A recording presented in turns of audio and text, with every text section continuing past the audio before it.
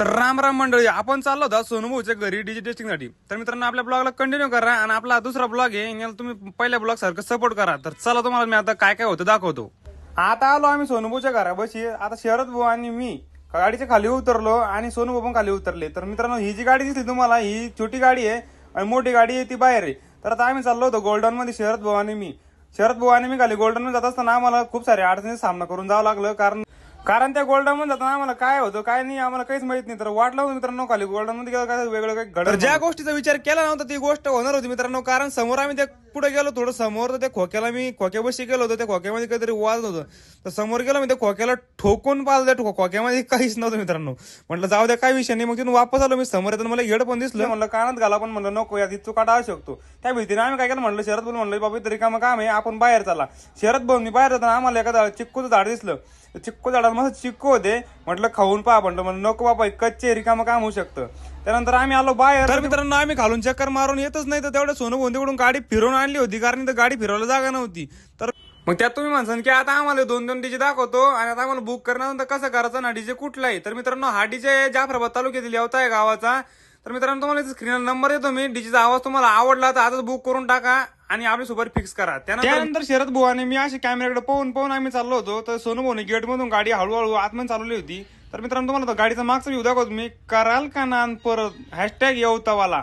तर मित्रांनो हा कॉम्पिटिशन किंग डीजे. तर तुम्हाला हा डीजे बुक करता मी खाली नंबर देतो. आता जोपर्यंत आपला डीजे ओपन होत नाही तोपर्यंत तुम्हाला मी एक गोष्ट सांगतो. तर मित्रांनो आपल्या इंस्टाग्रामला म्हणलं 10,000 फॉलोअर्स कम्प्लीट आहे आणि युट्यूबला आपले 8,000 सबस्क्राईब कम्प्लीट आहे. तर तुम्ही मित्रांनो म्हणसान की आम्हाला काहून सांगतोय. तर मित्रांनो तुमचा भाऊ तुम्हाला माहिती करामती रोज तुमच्यासाठी नवीन काहीतरी घेऊन येतो.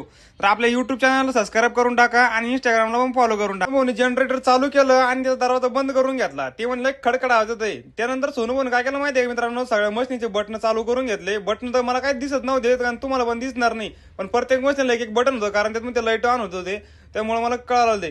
त्यानंतर सोनूभाऊने काय केलं मित्रांनो वरून काहीतरी पॅन्ड्राव काढला आणि त्या मशीन मध्ये खोसला. म्हणलं आता सोनूभाऊ काय करताय पण म्हटलं जे पण करता योग्यच करत असेल कारण त्यात मला काही माहिती नव्हतं.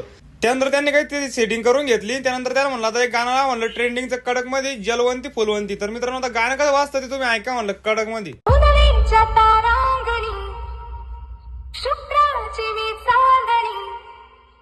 लख लख त्या तेजाची झगमग त्या रूपाची रंभाजणो मी देखणी. रंगांच्या दरबारी मी वीज फिरकणारी. उचलवंती लजवंती दरवळते मी नसतोय फुलवंती.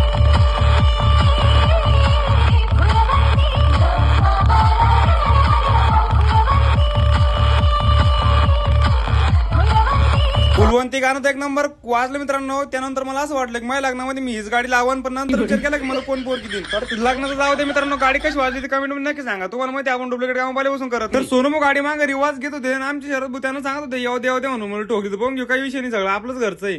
तर मित्रांनो तुम्ही म्हणसान की आता गाडी कमी वाजन तर या गाडीचं काम असं मित्रांनो छोटा पॅकेट पडता. मग आता तुम्ही म्हणसान काही सांगतोय तर तुमच्या गाणं तुम्ही एकदा आवाज ऐका. त्यानंतर शरद भून मी आतमध्ये गेलो. पण गेल्यानंतर सोनू भाऊ याचे पण काही बटन फिरवले. तसं त्या गाडीमध्ये आम्हाला काही कळालं नाही. तसं यात पण आम्हाला काही कळत नव्हतं. शरद भाऊ मी त्याच्या वेळ पाहत होतो. तर आता आम्ही उतरलो खाली. शरद भाऊ आणि मी म्हणलं तर बाहेरून गाडी कशी वाजती तुम्हाला दाखवू. तर लावा आता गाणं कसं दम मारो दम.